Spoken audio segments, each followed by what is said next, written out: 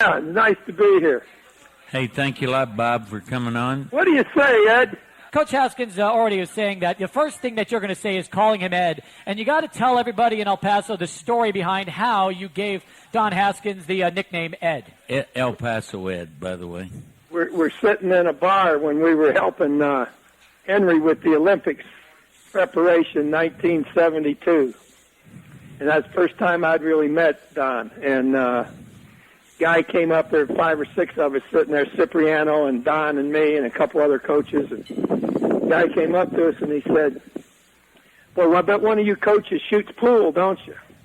Nobody said anything. And, "Well, come on, somebody's got to shoot pool." Nobody said anything. Finally, the third time, Don said, "Oh," he said, "I used to play a little bit when I was in high school." He said, I'll play you a game.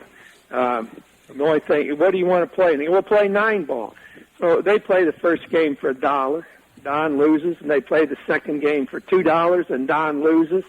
They play the second game for $5, and in the next 40 minutes, Don wins $135 from the guy. He comes over and sits down, looks at me, and winks and said, "I can beat him left-handed." So from then on, it was Minnesota Fats and El Paso Ed.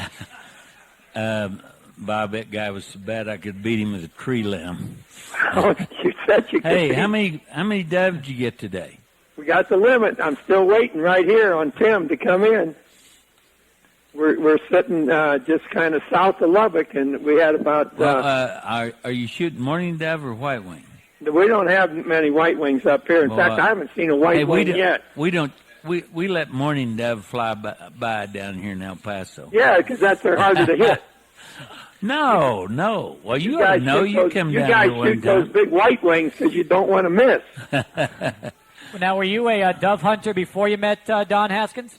Well, we didn't have a lot of dove hunting out in the Midwest at that time, and then I started there and went on one monumental dove hunt with Don one day. We spent all day shooting doves around El Paso one time and all over the valley down there. Yeah, I wish you'd come back and do it again. Hey, Bob, this year we've had a lot of lightning and rain, and white wing goes straight down the river. So we don't really, there's no dove hunting, or no white wing hunting here at all. Well, the first 2 days here, I wasn't here. I was over in Bosnia with Pat. We were doing a clinic over there, but the first 2 or 3 days it rained and got real cold, and this is the worst dove population I've ever seen here, at least in the 5 or 6 years I've hunted them here. And we found one spot with that has a lot of wheat planted in it, winter wheat where the doves really congregate, but that's the only place we found them, and we've gone to half a dozen places where we've always been able to find a lot of doves. Did you find a lot today? Yeah, we did. There were a lot of doves today. When we came in here, there were probably 200 sitting on the wires. You're kidding.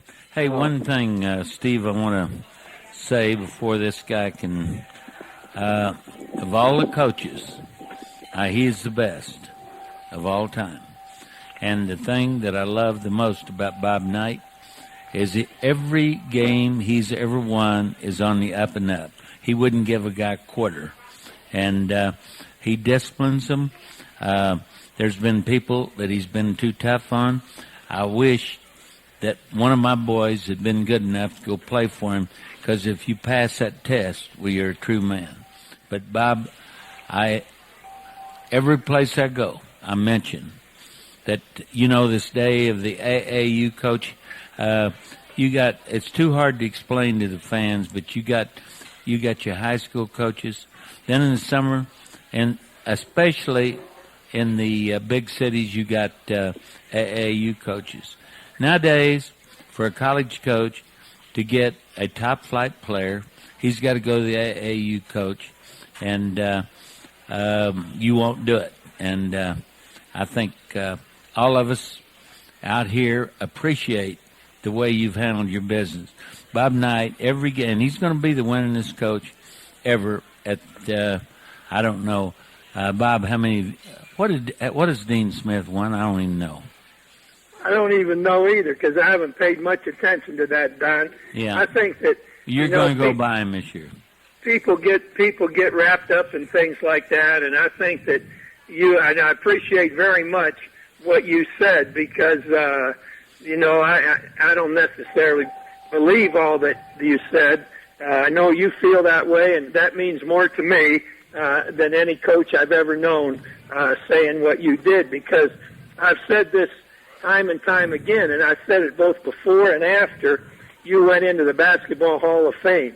The best coaching job ever done in a given situation was what you did at Texas Western and then later the University of Texas at El Paso, an area where there's not many players to recruit, and you had to bring kids in from all over, and a lot of the kids that you brought in fact, the vast majority of them were really kids that weren't recruited very hard, didn't have very many chances to go on to play, and I'm just not sure, particularly playing in the conference that you were playing in. It was a great basketball conference when you were playing in the WAC, and for you to have done what you did is just, I think, a monumental achievement. But way beyond all that stuff, there's nobody that I've enjoyed more having as a friend over all these years than you. Well, thank you very much, Bob. That's very nice words, and damn, I hope you get your lemon again tomorrow. Well, I may go fishing tomorrow. Hey, now I called Gerald today trying to get him. I can't get you excited about coyote hunting, but, this Wyman Menzer was out here this weekend. They had a book festival, and yesterday he got 6. Now, you got to try it one time. By the way, now I know all the folks are going to enjoy this, but you know that, what do you call it, that call you put in your mouth on your upper lip? Gerald said that you know how to blow that. A diaphragm call. Diaphragm, right. All right. This old boy, he said, turn your head, and he sounded like a turkey, and then all of a sudden he sounded like a rabbit. He's the greatest varmint caller probably in the world, and even though you won't go, I'm going to go get Gerald. He's going to call Gerald and take him. He's going to go hunting. He got 6 yesterday, and he was telling me today, I was talking to him, and he said, these Rio Grande turkeys are pretty easy. He said, if you want to tell him to find something tough, is go to Tennessee. I tell him that I just killed 3 turkeys in Tennessee last season. All right, you're pretty good at that diaphragm call, aren't you? Well, I called in 2 of them, and then I work with the 2 best guys in the whole turkey calling business, Harold Knight, who's no relation, and David Hale. Knight and Hale calls are the best calls there are, and boy, those guys are great. I've had a really good time hunting turkeys for the last 2 years. They use that diaphragm call? Yeah, Harold Knight is just a genius with that thing. He can just make it do anything. All right, my man down at Benjamin can too. Well, I want to go turkey hunting with him. Well, go coyote hunting too, one time. Now, why, Coach, won't you, what is it about coyote hunting or coyote hunting that you're kind of shying away from right now? He's afraid he'll get bit. Well, he sits on his butt behind his pickup and has a cup of coffee and turns a machine to call him in. No. Use a duck call, and you have an open reed. No, none of them. No. Hey, anyway, Wyman teaches a class over every Thursday. He teaches photography, and hopefully I can get you to go with him for half a day or something. But Gerald said he would go. Hey, let me tell you another great story. When we were there in '72 at the Air Force Academy, I had a technical foul called on me in a practice game. Huh? And Mr. Iba gets a hold of Don, and he told Don, Don, he said, you got to watch that boy. He said, he's a nice boy, and don't you let him do anything rash here now. So the next day, I wore a referee shirt to coach the game in. After the game, well, Don you ripped your other shirt off. After the game. You remember that official? Yeah. Bobby Scott. It was, Bobby? what was his name? Bobby Scott. Bobby remember? Scott, exactly. And so after the game, when I wore this referee shirt, Don came down and grabbed me and took me into the locker room, and he said, "Will you get that damn shirt off?" He said, "The old man's going to send both of us home if he sees it again." I remember it well. Texas Tech head coach Bobby Knight joining us here as we continue on the Don Haskins Show. Take your heyday, Coach, and that could still be today, right now. You compare yourself with Coach Haskins. Who do you believe was the tougher coach and why? Well, I'm not going to do that, but let me tell you this. I think that Don and I start with one thing in common that I'm not sure a whole lot of coaches have. We had a great love for the game of basketball and how it should be played. He had played for a great coach and Coach Iba, and I played for a great coach and Coach Taylor. And I think both of us have probably been better coaches for sure than we were players. And we weren't bad players, but we weren't great players either. And I think the thing that both of us understood was that if they can't score a lot of points against you, they have a hard time beating you. And both of us operated from a defensive standpoint, and we wanted kids to play as hard as they could, and there was no reason why they couldn't. And I'd like to think that the kids that played for Don and the kids that played for me are a lot better off because of what we both demanded from those kids than they would have been going somewhere else where there weren't any performance demands or work demands placed on them. And like I mentioned a moment ago, it's you thought of in the same sentence with Don in terms of how we went about things is as good a compliment as I could ever get. Well, I'll tell you what, I believe everything you said. And, we've been real fortunate here, Bob. And, Billy Gillespie, who's in your league now, and Doc Sadler, who is a heck of a coach. He come up and you beat him last year. But now we've got a guy, Tony Barbie, who I think is going to be very, very good, who is assistant at Memphis. I don't know him. I don't know if you know him or not. But Pat really knows Tony well and really likes Tony and has tremendous respect for him and was really pleased when Tony got that job because he thinks he'll do a really, really good job for you with minor basketball. He and Pat are about the same age, and they played together on summer teams when they were in high school. Well, I tell you what, we're looking forward to when you come. You buying again this year, the night before the game? Well, are you going to take me out to eat? Yeah, I'll take you out, but I want Texas Tech to buy. Well, hey. I think Gerald needs to pay for the dinner also. We don't need to worry about that. You just got to figure out where we're going. I'll tell you, a good place to go is right where we are right now, Fuddruckers. There you go. It's a heck of a place to eat, and well, maybe we can come here. We'll go. They got a hamburger that's a pound of meat, got my name on it. I can eat half of it. I doubt if you could eat this whole thing. But it is a good place, Bob. Are you going dove hunting tomorrow? I don't know. Like I said, I might go fishing tomorrow. I went fishing. Where do you go fishing? Well, there are a lot of ranches around that got pretty good tanks on them, and the bass fishing's good. I never fished for bass much until I came out here, and I'd catch one every now and then when I'd be fishing for bluegill, which I did a lot of. Well, out here, rarely have I gone fishing out here that I haven't caught a bass at 4 or 5 pounds, and sometimes, a couple, 3 or 4 of them. And I hadn't used a spinning rod in probably 25 years till I came out here, and I had to get all my stuff out and wipe it off a little bit to use it. But no, we've had good fishing here, and the dove season's on now, and then the quail season. This may be the best area in the world to hunt quail. Oh, I'll tell you, I've seen it when it's great. Hey, Bob, I talked to a lot of people from Tech, and is Bob Knight going to stay at Tech? And my standard answer: if dove and turkey, especially the turkey, hold out, he's going to stay. Well, we're minus. I made a couple of comments a couple years ago that Lubbock was a fantastically good city. I really enjoy living here, and so does my wife, Karen.